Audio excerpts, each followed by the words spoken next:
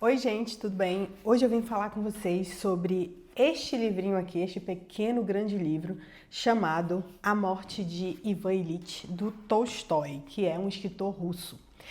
Então, eu li esse livro essa semana e ele me trouxe grandes reflexões, porque ele é um pequeno, grande livro, ele é um livro bem pequeno mesmo, dá para você ler aí numa sentada, né? Se você não tem uma vida muito ocupada, muito corrida, dá para você ler aí numa sentada. Mas ele é um livro que vale muito a pena ser lido. E eu já vou logo te falar de antemão que eu demorei 43 anos para ler esse livro e eu espero que você não demore tudo isso, porque ele vai te ajudar muito aí na sua vida. Eu tô um pouquinho fanha aqui, vocês vão perceber, porque eu tô me recuperando de uma sinusite, então ainda não tô 100%, né?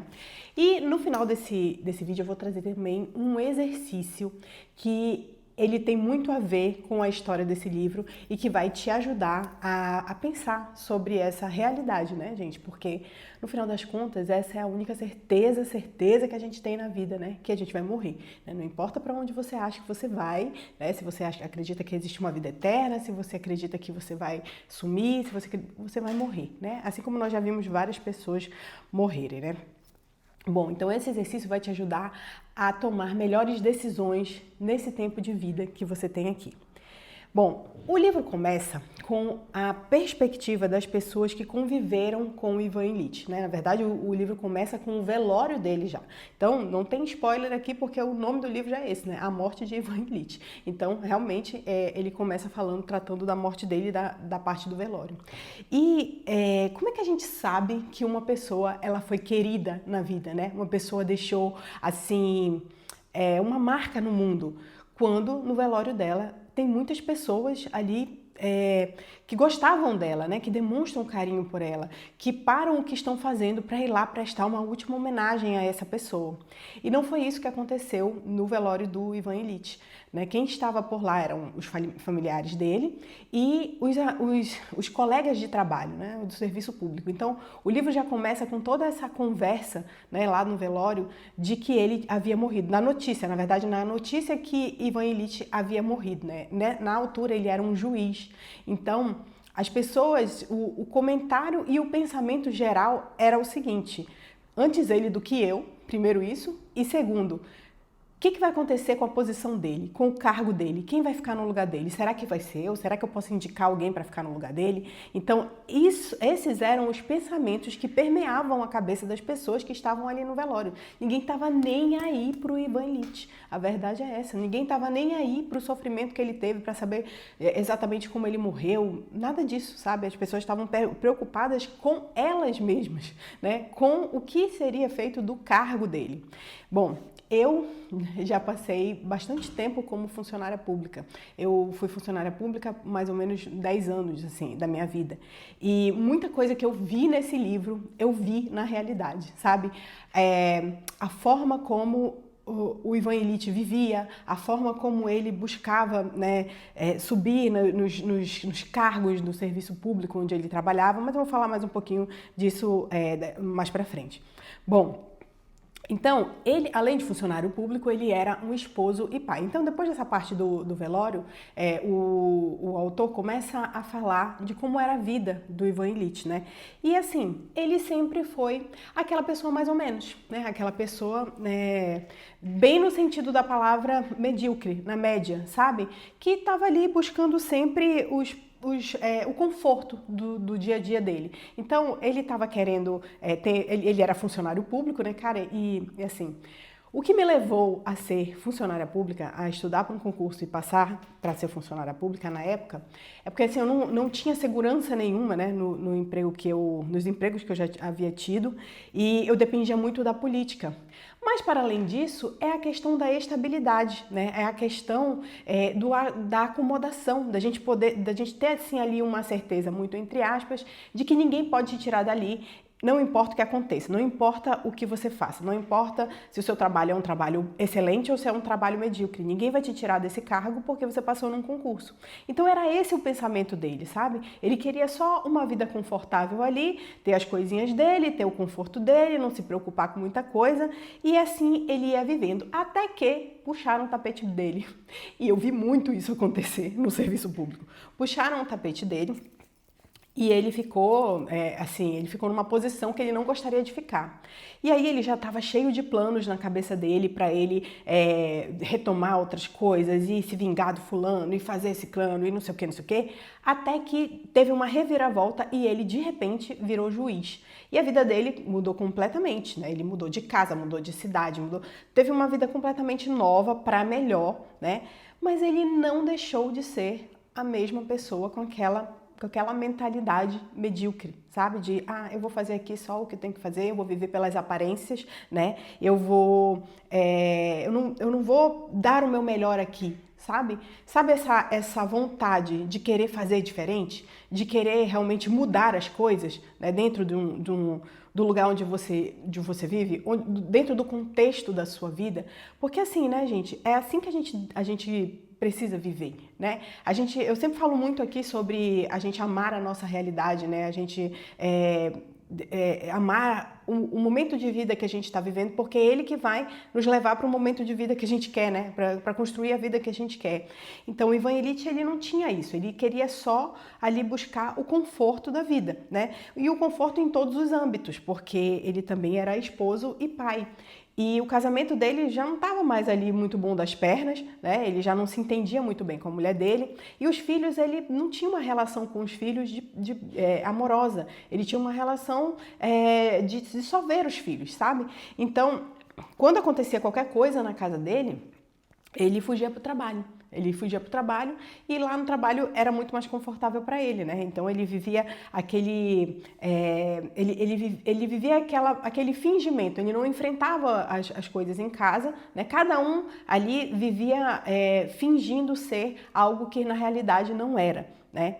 Então, uma coisa que me chamou muita atenção também foi o motivo da morte dele, né? Ele teve uma doença, foi uma coisa muito banal, que eu não vou contar aqui, eu não vou dar esse spoiler para vocês, mas foi uma coisa assim, porque eu quero que vocês leiam um livro, sabe? Porque esse livro vale muito a pena, é tão pequenininho, eu acho que tem que ler, realmente, de verdade.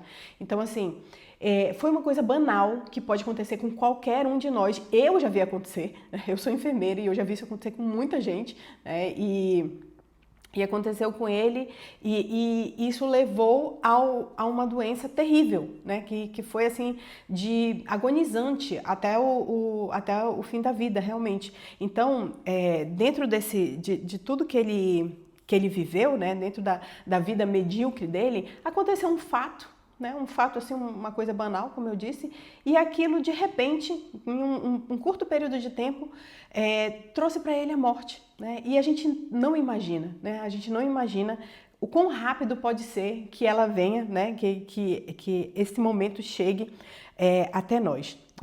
Durante todo o período lá da doença dele, né, porque Tolstói conta um pouco da vida dele antes de se tornar juiz, depois de se tornar juiz, né, e depois ele vai começar a contar sobre a agonia dele até a morte, né.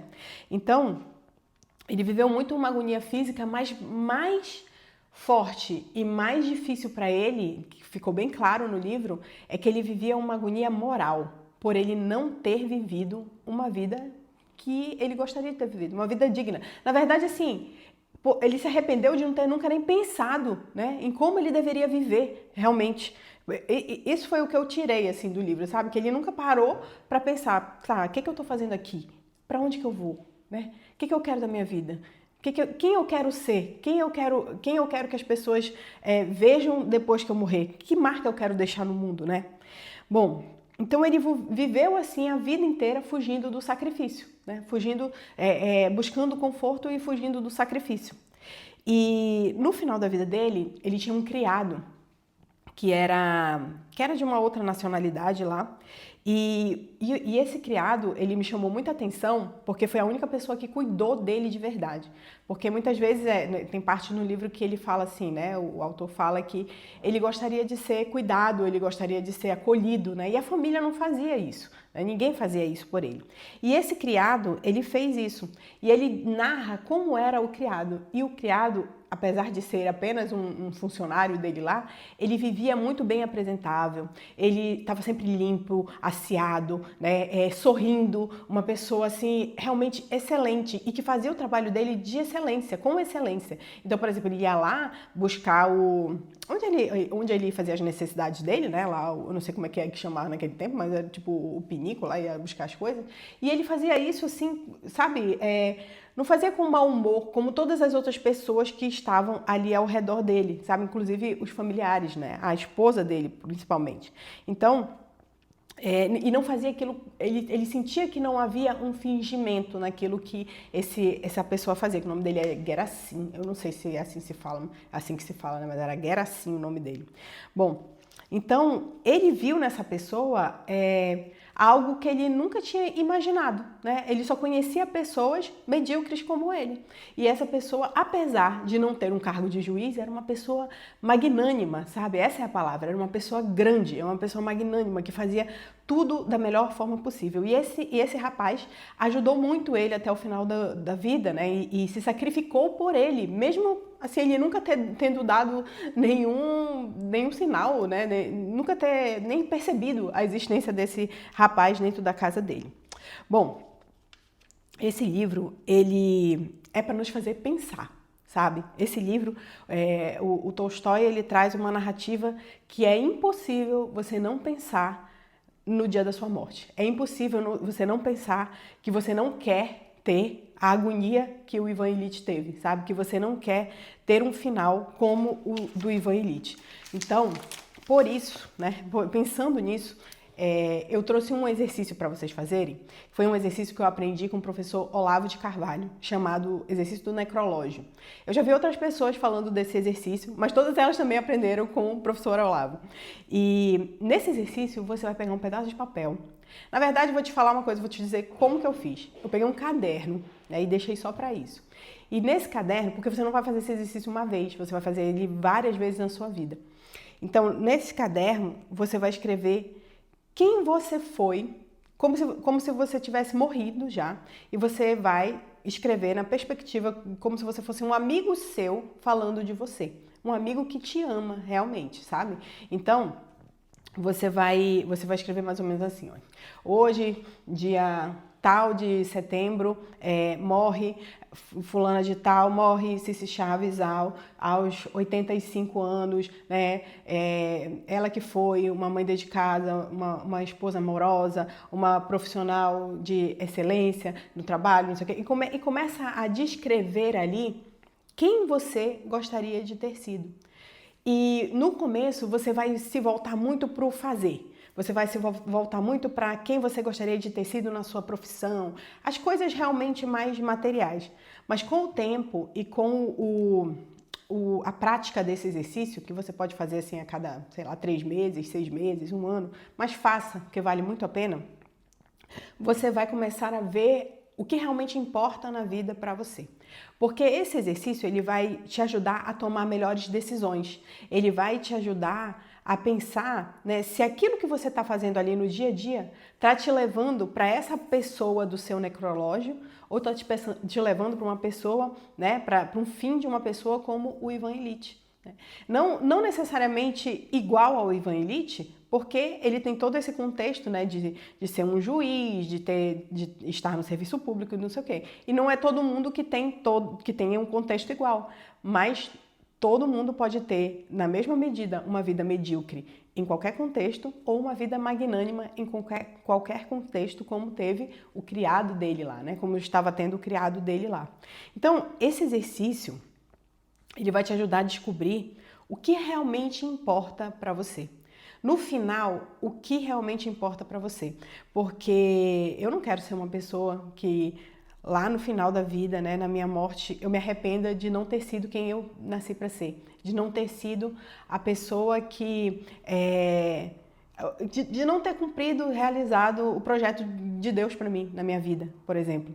Então, esse exercício ele vai te ajudar a não balizar a sua vida, né, pelas coisas que são fáceis ou difíceis, pelo que te traz somente alegria, né, mas sim pelo que realmente importa, né, pelo que vale a pena você viver. Então, ele te faz olhar por uma perspectiva de fora da sua vida.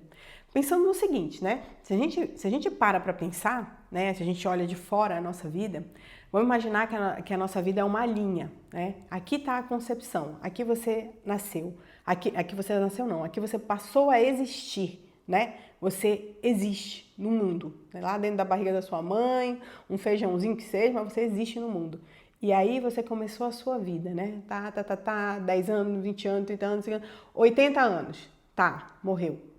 Isso aqui, perante a eternidade que você ainda vai viver, não é nada, né? É um pedacinho desse tamanho. Só que é o pedacinho pequenininho que precisa ser muito bem vivido, porque ele vai determinar todo o resto, toda a tua eternidade. Ele vai determinar.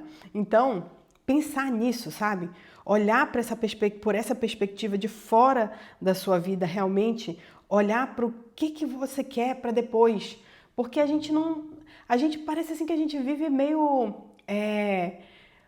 embotado, né? Com a cabeça meio embotada, assim, com os olhos meio embaçados, porque lógico que a gente vai passar o dia inteiro pensando na morte, né? Mas em algum momento, a gente precisa pensar que isso aqui vai acabar, que uma hora isso aqui vai acabar. E como a gente quer que acabe, né? Muita gente tem medo da morte, né? Eu tenho medo da morte também, né? Todo mundo tem medo da morte.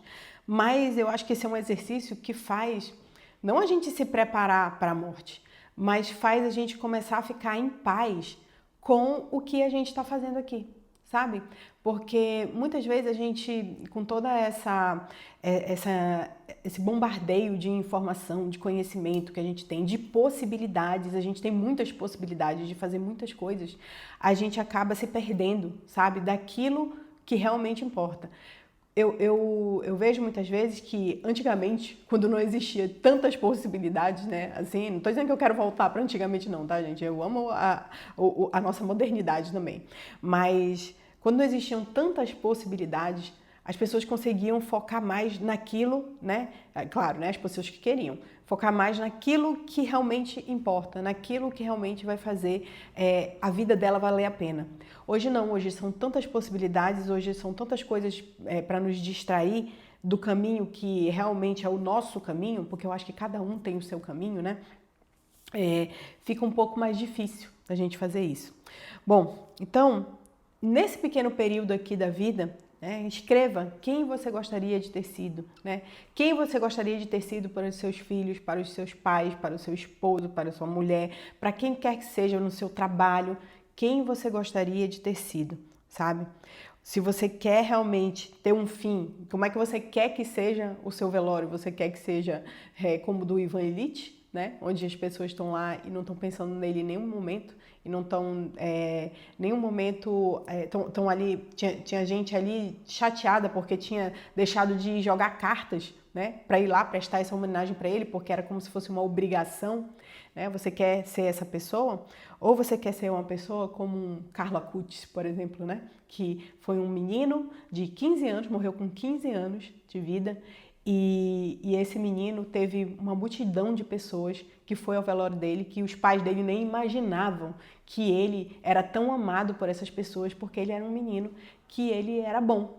Ele era um menino que ele deixou realmente uma marca no mundo, e não foi uma marca no mundo profissionalmente, não foi uma marca no mundo onde ele ganhou muito dinheiro, onde ele fez muitas coisas grandiosas. Não, ele fez pequenas coisas, na verdade ele fez coisas grandiosas também, mas que foram descobertas depois. Mas ele fez pequenas coisas, como por exemplo, tem uma história de que ele ia andando na rua, o mendigo estava sem sapato, ele tirou o sapato dele e deu pro mendigo, sabe? Ele fez esse tipo de coisa. E essas coisas levaram essas pessoas a nunca mais esquecerem dele e mudarem a vida delas, a perspectiva da vida delas, pela perspectiva da vida dele, né? Então, procurei para você saber quem foi Carlo Acutis, que você vai se surpreender, tá? Então, era isso que eu queria falar com vocês hoje. Eu acho que você precisa ler esse livro, com certeza. Ele vale muito a pena, ele é um livrinho pequeno, sabe? Dá pra ler assim, eu li em várias brechas, assim, de intervalos, porque, né, sabe como é que é, vida de mãe. Mas uma pessoa que consegue sentar uma tarde, consegue ler esse livro e vai te trazer muitas reflexões pra sua vida e vai te fazer mudar a sua perspectiva sobre as coisas que você faz, sobre a sua produtividade, sobre aquilo que realmente importa para você fazer, tá bom? Então, é isso por hoje, até semana que vem.